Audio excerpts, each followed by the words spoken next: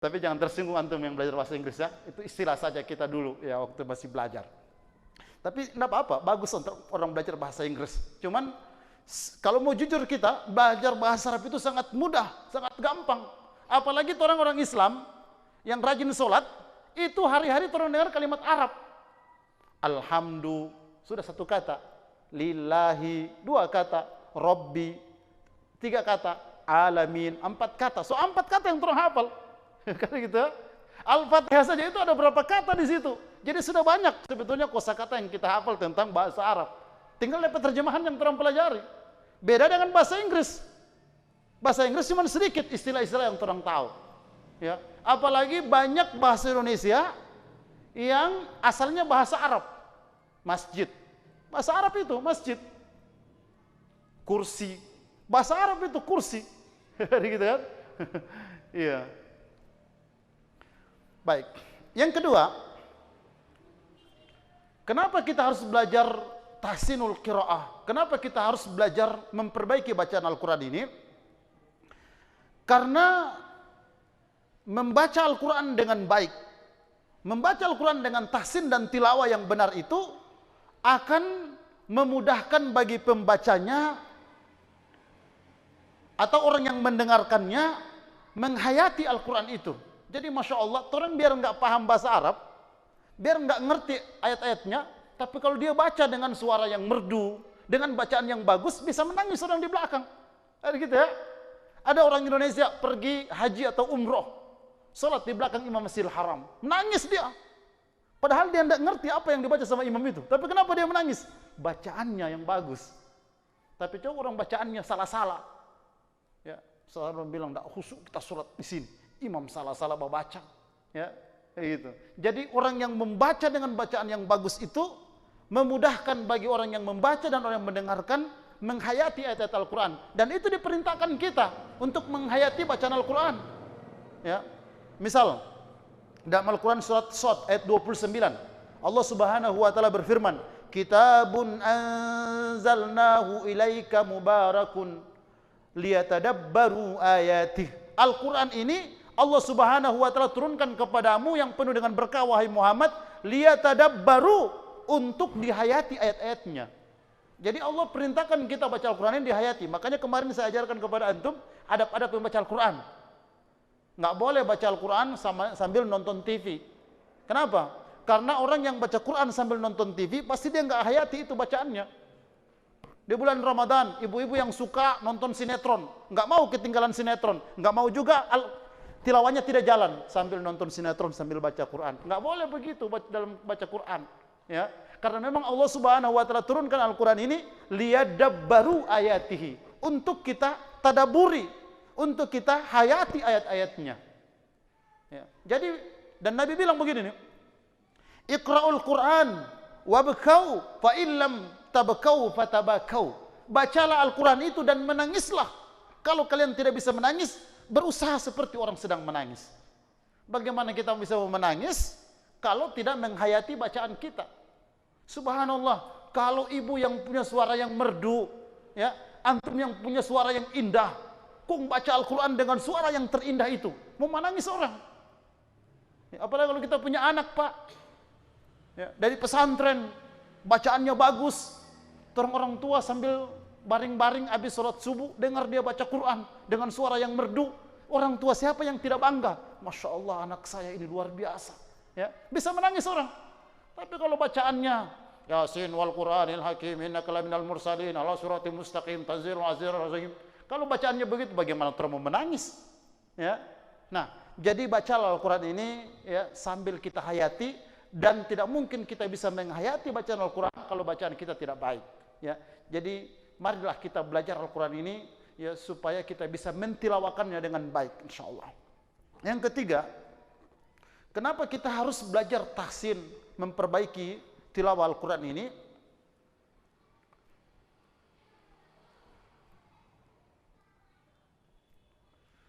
Karena kata Nabi SAW, orang yang membaca Al-Quran dengan benar, dengan bagus itu, dia akan meraih pahala di sisi Allah Subhanahu wa taala dengan pahala yang sangat baik. Seperti disebutkan dalam satu hadis, Atha ibnu Sa'ib An abihi an Abdullah ibn Amr qol.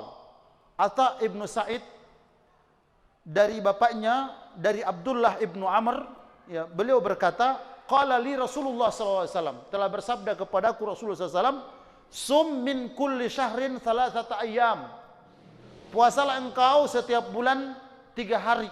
Nah, ini yang kita kenal dengan puasa bid, ya. Waqra'il Qur'ana fi syahrin, dan khatamkanlah 30 juz Al-Quran setiap 1 bulan. Nah, kata para ulama, bagaimana mungkin kita bisa mengkhatamkan Al-Quran setiap bulan, ya? Kita bisa khatamkan kalau bacaan kita tidak lancar. Tapi orang yang lancar bacaan Al-Quran, itu dia akan sanggup. Karena dalam 1 juz itu, ini orang yang lancar baca Quran, itu minimal 1 juz itu dia punya waktu 30 menit. Paling lama 40 menit, orang yang lancar ini, ya. 1 juz selesai. Paling lama 40 menit.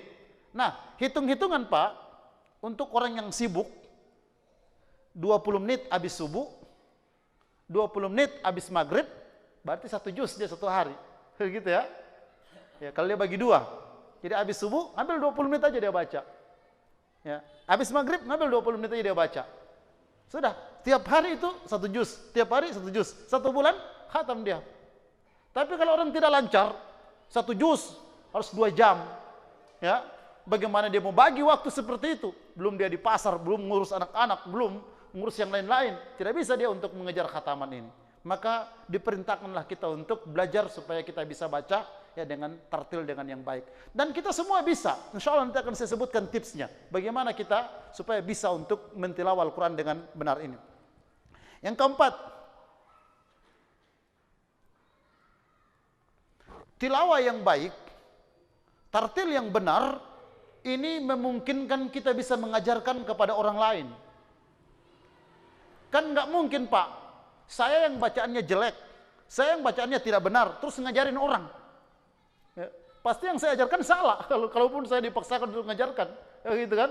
Nah, jadi beban lagi, kasihan. Dan kita rata-rata ini mohon maaf, ya, di Indonesia, khususnya orang di Manado, saya ini guru tahfizul Quran, saya punya rumah Quran. Itu banyak murid-murid yang masuk di tahfiz Quran, itu setengah mati untuk dihafalkan Al-Quran, karena dia sudah hafal dan hafalannya salah. Wal asri, ya, ri lagi, ri. Wal asri, innal insana lafi khusrin. Ini anak-anak ini, silakan antum dengar. Nah, mau diluruskan karena itu sudah terhafal, setengah mati untuk mau diluruskan. Mendingan yang belum tahu. Ya, kalau belum tahu mau dihafalkan gampang. Tapi kalau so hafal baru mau diluruskan setengah mati, mau balik lagi kepada yang kebiasaan dia. Apalagi yang datang kemari, so anak SMA, so anak kuliahan, so puluhan tahun dia hafal ini wal asri. Baru sekarang mau diluruskan, itu setengah mati. Ya. Nah, maka orang yang bacaannya bagus itu memungkinkan dia untuk bisa mengajarkan kepada orang lain, minimal kepada keluarga kita. Kemarin saya sudah bilang di sini, mungkin atau tempat yang lain, Pak, minimal Pak, torang anak, minimal surat Al-Fatihah torang ajarkan ke dia. Ya. Jangan Pak, jangan sampai tompe anak yang ngajarin Al-Fatihah orang lain. Karena kata Nabi, idza mata ibnu Adam inqata min amalihi illa min thalathin. Bila seseorang itu meninggal, putus semua amalannya kecuali 3. Salah satu di antaranya ilmun yuntafa'u bihi, ilmu yang pernah diajarkan dan diamalkan ilmu tersebut. Al-Fatihah pasti diamalkan. Karena nggak mungkin dia sholat kalau nggak baca Fatihah, kan gitu kan? Nah, selama dia baca Fatihah, pasti pahalanya mengalir ke kita. Tapi kalau orang lain yang ngajarkan, mengalir ke orang lain, gitu ya. Nah, usahakan Pak tompe anak, apalagi ke sini banyak seret anak-anak ini, ya, kayak umur begini nih. Atau masih TK begitu, kelas 1 SD, itu kan belum hafal. Usahakan orang yang hafalkan ke dia Fatihah saja. Ya. Yang lain-lain biar gurunya yang ajarkan. Tapi jangan sampai Al-Fatihah pun orang tidak ajarkan sama sekali. Punya anak 3, punya anak 5, tidak ada biar satu di antara anak-anaknya yang dihafalkan Al-Fatihah. Rugi Pak, punya seorang bapak, punya anak-anak yang banyak, baru Al-Fatihah saja bapak tidak ajarkan kepada anak-anak. Ustaz, kalau kita begini setelah kita anak-anak. Nah, kalau sudah terlanjur Pak, ajarkan kepada anak-anak. Jangan sampai mau menikah, kau tidak ajarkan Al-Fatihah kepada anak-anak antum. Ya, ini penting. Kalau orang tua sekarang dengan alasan sibuk mencari nafkah, sudah peduli dengan ngajinya anak-anak. Yang penting dia so ikut TK, TPA, ya. Yang penting dia so ikut ngaji di tempat yang lain. Sudah, orang tua kira so aman. Jangan Pak, sayang Al-Fatihah saja tidak mampu tolong ajarkan kepada anak kita. Ya.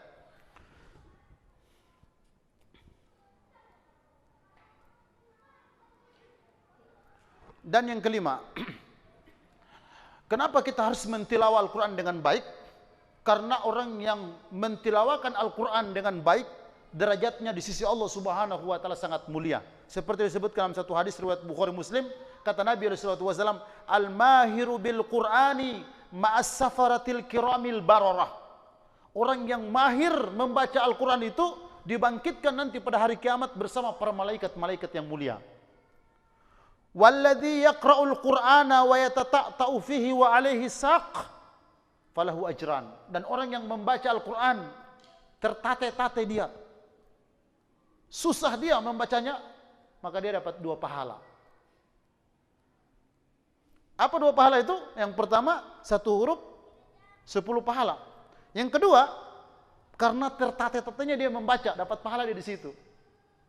Jangan sampai orang Gorontalo, mohon maaf kalau ada orang Gorontalo di sini. Orang Gorontalo bilang, kalau belum lancar baca Quran, jangan baca, mau berdosa kamu. Ya, tidak ada orang yang tidak lancar baca Quran, membaca kemudian berdosa, enggak ada begitu. Ini hadisnya, coba antum dengar. Hadis riwayat Imam Bukhari Muslim. Kata Nabi, "Walladzi yaqra'ul Qur'ana wa yatata'u fihi wa huwa 'alaihi syaq." Orang yang membaca Al-Quran, terbata-bata dia dalam membacanya, susah dia mengungkapkannya, falahu ajran, dia dapat 2 pahala. 2 pahala Pak, bukan berdosa. Apalagi kalau orang mati Pak, yang belum lancar jangan baca Quran sini, bikin siksa orang mati. Gitu ya. Mohon maaf. Nah, tidak ada dalam tuntunan syariat, carikan coba hadisnya kalau ada, ya, bahwa orang baca Quran ini berdosa. Kecuali kalau memang antum tahu cara bacaan yang benar, kemudian antum sengaja baca yang salah, itu antum berdosa. Tapi kan kasihan DP bacaan memang masih begitu, masih terbata-bata, terus dilarang jangan baca Quran. Astagfirullah, kenapa orang baca Al-Quran terang larang? Ya, justru terang suruh dia untuk baca supaya semakin lancar, gitu ya. Jadi jangan sampai jadi trompet pemahaman juga itu Pak ya. Mohon maaf jangan tersinggung orang Gorontalo ya. Kebetulan saya juga masih ada darah-darah Gorontalo. Ya, kebiasaan di kampung saya itu begitu. Kalau orang belum lancar baca Quran, jangan baca Quran ngono cuma berdosa. Ya, apalagi itu kalau orang mati, mau siksa kasihan itu orang meninggal. Ya, orang baca Quran kok bikin siksa orang meninggal, bagaimana itu? Ya, enggak nyambung itu. Nah, jangan sampai jadi pemahaman kita seperti ini.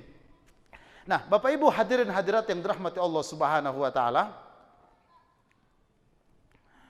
bagaimana insyaallah pada pertemuan 4 pekan yang akan datang, orang sudah siapkan Al-Quran, ya, orang akan praktek. Nah, malam ini saya ingin sebutkan kepada antum, bagaimana supaya kita bisa bertilawah Al-Quran dengan benar. Ini dengar baik-baik ini, ya. Jadi kalau tadi saya jelaskan kepada antum bahwa memang diperintahkan kita untuk belajar Al-Quran, membacanya dengan baik ini. Poin-poinnya sudah saya sebutkan. Nah, sekarang bagaimana tipsnya supaya kita bisa bertilawah dengan benar? Yang pertama, kata para ulama, ikhlasun niyah, luruskan niat. Jangan belajar tilawah cuma supaya dorang mau undang mengaji di kedukaan, supaya dorang undang mengaji di pesta pernikahan, supaya ikut musabakah. Jangan sampai niat kita begini, karena banyak orang belajar tilawah niatnya begitu. Nah, kata para ulama, kalau kita mau memperbaiki bacaan Al-Quran, yang pertama luruskan dulu niat, ikhlasun niyah. Ya, wa ma umiru illa liya'budullaha mukhlishina lahuddin. Tidaklah mereka diperintahkan untuk beribadah kepada Allah kecuali dengan ikhlas. Ya, jadi ikhlas ini dasar yang pertama. Dan ikhlas ini bahasa hati. Ya, saya nggak tahu antum ikhlas atau tidak, antum yang paling tahu. Ya, kan kadang-kadang ada orang yang mau belajar juga, tapi ada niat yang lain supaya Harim tahu anak ini rajin belajar Quran Pak Ustaz. Gitu kan? Ada orang punya niat-niat seperti itu, ya, supaya mai tua semakin cinta ke saya karena saya belajar Al-Quran. Nah, luruskan niat ini, dan lurus atau tidaknya niat itu ada di antum. Ya, ini yang pertama. Yang kedua,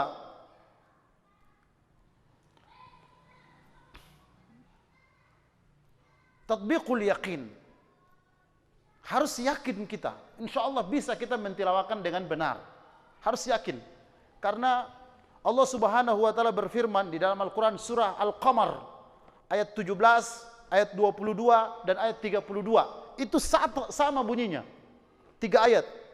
Ayat 17, ayat 22 dan ayat 32. Allah Subhanahu wa taala berfirman, "Wa laqad yassarnal Qur'ana lidzikri fahal mim muddakir." Sungguh kami mudahkan Al-Qur'an itu untuk dipelajari. Adakah orang yang mempelajarinya? Jadi Allah yang bilang, Allah yang mudahkan. Ya.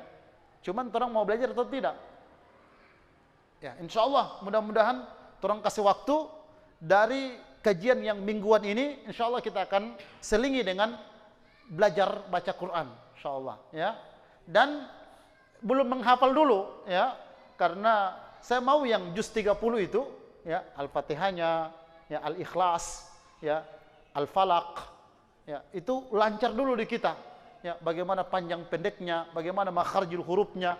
Nah, itu dulu insyaallah kalau lancar, ya, supaya orang praktek hari-hari salat qobliyah, ba'diyah, tahiyatul masjid, salat 5 waktu, orang baca sesuai dengan bacaan yang benar. Ini penting, ya, sambil orang kaji juga DP arti biar cuma sedikit-sedikit, supaya bisa kita resapi bacaan-bacaan Al-Quran yang sedang kita baca ini, ya, dengan harapan mudah-mudahan semakin kesana usia kita, semakin baik ibadah kita, dan ini tanda husnul khotimah insyaallah. Tapi kalau ini tidak ada usaha, makanya saya berharap insyaallah jangan sampai malam ini datang, pekan depan nggak datang lagi, ya. Berusaha untuk datang, Pak. Cuman 1 kali dalam 1 pekan, itu juga cuma antara maghrib dan isya, sedikit sekali waktu kita, ya. Tapi mari kita manfaatkan dengan sebaik-baiknya. Saya sangat berterima kasih dan semua orang berterima kasih kepada Pak Imam, pengurus Badan Takmir, dan seluruh yang berkontribusi untuk buat majelis taklim ini. Masya Allah, ini kesempatan kita, ya. Coba antum lihat Al-Munawwarah, masjid-masjid yang dekat-dekat saya tidak terlalu hafal semua. Coba antum lihat kalau ada kajian-kajian di sana, ya, yang benar seperti ini. Kalaupun ada, paling cuma ceramah umum, ya, kan begitu. Nah, ceramah umum kalau terang baca di buku, tapi kalau kajian-kajian seperti ini, sayang terang nggak mau dapat. Iya. Saya melihat kita di Indonesia ini, belajar Islamnya kita di Indonesia sama dengan konser. Kalau ada ustadz dari luar yang datang, banyak yang mau hadir. Tapi kalau ada kajian rutin, sedikit yang mau. Padahal kalau mau jujur Pak, lebih banyak ilmunya di kajian rutin. Ustadz yang datang itu termasuk misalkan Ustadz Abdul Somad. Ya, kalaupun dia datang, kemarin almarhum Syekh Ali Jabir datang ke Indonesia. Saya hadir beberapa ceramahnya, yang dia sampaikan biasa-biasa saja. Sampai di Masjid Raya pun saya diundang sebagai tamu eksekutif dari RAL. Saya lihat yang beliau sampaikan cuma biasa-biasa aja. Ya, bahkan jarang dia menyebutkan ayat-ayat Al-Quran. Tapi pesertanya Masya Allah, full masjid sampai di luar-luar. Ya. Kajian rutin yang begini, yang jelas-jelas kita menyebutkan ilmu, yang Masya Allah akan merubah sebetulnya, ya, pemahaman kita, dan semakin baik kita tentang pemahaman Islam ini, itu tidak diminati orang. Kalaupun ada sedikit yang ikut. Ya, orang masjid ini kecil sebetulnya. Ya. Bayangkan, kalau seluruh jamaah Taufik ini datang, mungkin nggak menampung masjid ini nih. Tapi coba undang Ustadz Abdul Somad, ya, atau Ustadz Adi Hidayat, atau Ustadz siapa yang viral di sini, nggak cukup ini masjid ini, halaman-halaman nggak cukup ini, ya. Padahal paling yang disampaikan paling cuma salawat, yang terang setahu semua, ya. Paling cuma ya Nabi salam alaika, semua orang juga sudah bisa begitu tuh, ya, gitu ya. Nah, kayak yang begini ini jarang orang bisa. Tapi kenapa orang tidak mau ikut? Nah, jangan sampai belajar ilmu ini sama dengan konser, ya. Konser itu kan begitu. Oh, kalau ada artis dari luar, Masya Allah, rame-rame orang datang. Tapi kalau penyanyinya lokal, ya cuma orang yang sering terang dengar. Nah, belajar ilmu nggak begitu. Justru yang kajian kitab, yang rutin itu, di situ sebetulnya ilmu. Ya. Saya bahas tentang masalah fikih misalkan. Subhanallah, kupas dari masalah tohara. Bagaimana tentang mandi yang benar, adab-adab buang air. Ini kan orang butuh hari-hari. ya, cara istinja yang betul, ya, bagaimana berhubungan suami istri, adab-adabnya seperti apa bacaan-bacaannya. Ini kan belum tentu semua tahu. Nah, kalau kita tidak ikut kajian begini, nggak dapat. Kalau ceramah-ceramah yang ustadz-ustadz, nggak mungkin dia akan jelaskan secara rinci itu. Ya, nggak mungkin. Karena kalau dijelaskan secara rinci, bosan orang dengar. Ya, dia mau yang orang semangat. Memang sudah begitu modelnya. Nah, insya Allah, makanya saya bilang, mari orang jaga ini, ya, orang dukung, insya Allah, keimaman, badan takmir, ya, supaya orang ramaikan terus masjid ini dengan kajian-kajian. Dan alhamdulillah ada ini anak-anak muda yang membantu dengan siaran langsungnya, ya, yang bisa orang dengarkan ulang, ya, karena akan tersimpan kan, ya, bisa didengar lagi. Ini sangat luar biasa. Mudah-mudahan antum tetap semangat terus, ya. Amal jariah buat antum. Masya Allah, kata Nabi SAW, man dalla ala khairin falahu mislu ajru fa'ilihi. Siapa yang menunjuki orang satu kebaikan, dia dapat pahala orang yang mengamalkan kebaikan itu. Bayangkan kalau yang dengar ini 10 orang, pahala 10 orang antum dapat, akhi, karena antum yang menyebarkan. Nah, bayangkan kalau yang dengar, ini kan Facebook bisa tersebar bukan cuma dalam negeri sampai luar negeri. Semakin banyak orang yang dengar, semakin banyak pahala yang antum dapat. Ini mereka yang pakai ini nih, ya. Makanya datang terus nanti antum. Baik. Yang ketiga, talaqi. Bagaimana supaya kita bisa mentilawah yang baik? Harus bertalaqi. Ya, talaqi itu artinya ada guru di hadapan kita. Seperti yang saya ceritakan tadi. Nabi SAW didatangi oleh malaikat Jibril mengajarkan Nabi baca Quran. Ya. Datang langsung malaikat Jibril berhadapan dengan Nabi, mengajarkan Nabi SAW cara membaca Al-Quran yang benar. Ya, talaqi namanya. Ya. Yang keempat,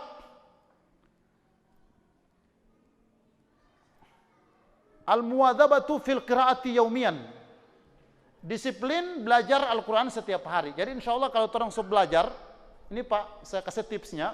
Kalau orang sudah belajar, misalkan hari ini orang belajar surah Al-Ikhlas. Nah, pulang di rumah, ulangi Pak. Jangan nunggu nanti 4 minggu kemudian, semua hilang itu. Ya. Jadi yang orang sudah belajar itu, ulang lagi di rumah. Ya, ulang lagi. Ya. Misalkan pertemuan cuma dapat 1 ayat, udah di rumah ulang-ulang itu 1 ayat. Sampai benar orang pembacaan. Tapi kalau Bapak tidak ulangi, mau hilang-ulang dia. Ya. Itu dalam bahasa Arab disebut dengan al-muwadzabatu fil qiraati yaumiyan, ya. Mengulang-ulangi bacaan itu setiap hari. Yang kelima, at-ta'wid biresmin muayyan minal mushaf. Ini juga penting. Membiasakan belajar Al-Qur'an itu dengan satu mushaf. Artinya jangan ganti-ganti Quran. Karena Al-Qur'an itu kan tulisannya berbeda-beda. Misalkan ada zalikal kitabul la raiba fihi hudal lil muttaqin, satu baris. Ada yang 1 baris setengah. Nah, orang yang terbiasa 1 baris pakai saja mushaf yang itu. Jangan ganti mushaf yang lain. Karena cetakannya ini sama sebetulnya tulisannya, cuman urutannya berbeda-beda. Ini akan ya membantu kita untuk ingat sekali bagaimana kita diajarkan ya tentang hal tersebut. Yang keenam, at-ta'wid bitazwidi bi'adadin minal Qur'an yaumiyan. Nah, supaya kita ini bisa lancar bertilawah Al-Qur'an, harus punya keterikatan dengan Al-Qur'an, bahwa setiap hari saya harus baca. Setiap hari saya harus baca. Ya, biar cuman setengah halaman, yang penting setiap hari baca. Ya. Sama dengan orang jualan. Biar cuman buka rabu-rabu, yang penting buka jualan itu. Ya. Jangan sampai 1 hari nggak buka. Ya, mungkin ada rezeki kita di situ, mungkin ada yang nunggu, ya, karena kita nggak buka maka mereka nggak datang. Yang ketujuh, kasratul istima lil qiraatil murattalah. Sering-seringlah mendengar bacaan murattal. Kan banyak sekarang ya di handphone, di audio, sering-sering membaca. Apalagi kalau orang belajar misalkan Al-Fatihah. Nah, downloadlah Imam Masjidil Haram, Imam Masjid Nabawi, cara baca Al-Fatihahnya. Alhamdulillahi Rabbil Alamin. Ulang-ulang itu. Alhamdulillahi Rabbil Alamin.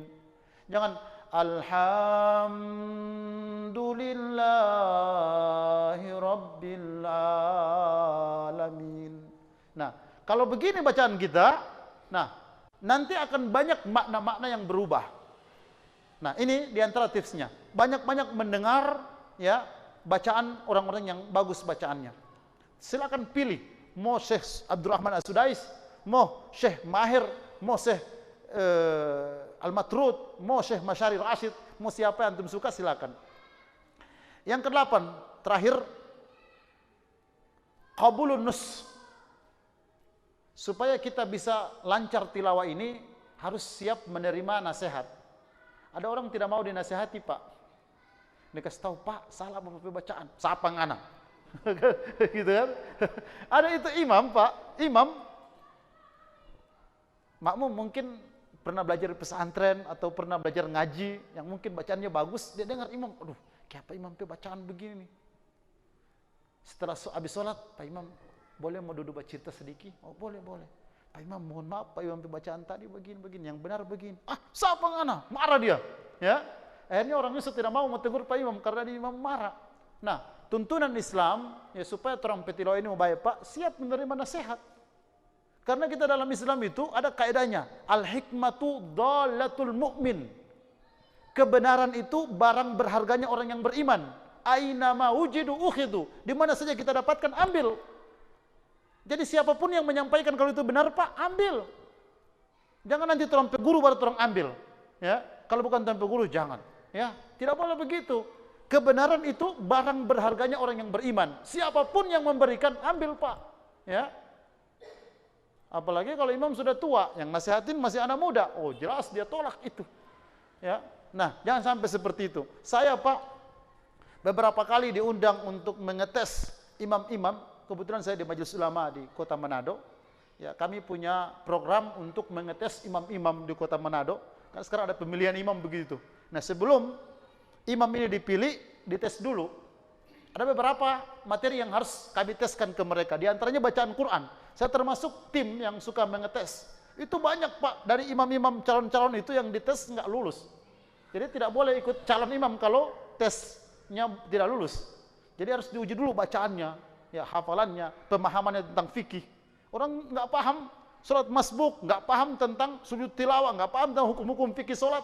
Bagaimana bisa jadi imam orang seperti ini? Ya, nah ini. Nah, sehingga insya Allah mudah-mudahan ya Masjid At-Taufik ini, ya saya mohon maaf Pak Imam tidak mau merubah-rubah yang ada di sini nih, tapi itu orang perbaiki insya Allah. Ya, yang belum sempurna orang sama-sama sempurnakan, yang sudah bagus insya Allah orang pertahankan. Itu tentu harapan kita. Jadi insya Allah sampai di sini materi tentang Al-Quran kita di malam ini. Semoga banyak manfaat yang bisa kita raih. Tentu cuma pengantar-pengantar saja yang kami sebutkan. Insya Allah ya 4 pekan yang akan datang pembahasan tentang Al-Quran. Ya sekali lagi kepada pengurus Badan Takmir, kepada Pak Imam, bisa disiapkan Al-Quran Pak Imam ya. Nanti orang praktek insya Allah. Mungkin orang mulai dari surah Al-Fatihah dulu. Ya, semua pasti sudah hafal. Ya, tapi pingin didengarkan Pak. Dan jangan justru bersyukur Pak kalau ada yang mendengarkan. Dan saya, ini Pak, saya sumpah sekarang, saya cuma mencari kesalahan. Kalau benar sudah sebagus. Jadi jangan marah kalau mau ditegur Pak. Karena memang tujuan saya untuk mendengarkan mencari kesalahan. Nah kalau salah, oh ini nih saya pemakanan ini nih. Dia bilang, kayak apa kita kurang sedikit-sedikit salah, sedikit-sedikit salah. Memang itu yang saya cari. Kalau benar saya biarkan saja, lurus-lurus saja bacaannya. Gitu. Baik, terima kasih. Waktu salat Isya sudah masuk, kita tutup dengan doa kafaratul majlis. Subhanakallahumma rabbana wa bihamdika nasyhadu an la ilaha illa anta nastaghfiruka wa natubu ilaik. Wa sallallahu ala nabiyyina Muhammad wa ala alihi wa sahbihi wa barik wasallam. Walhamdulillahi rabbil alamin. Wassalamu alaikum warahmatullahi wabarakatuh.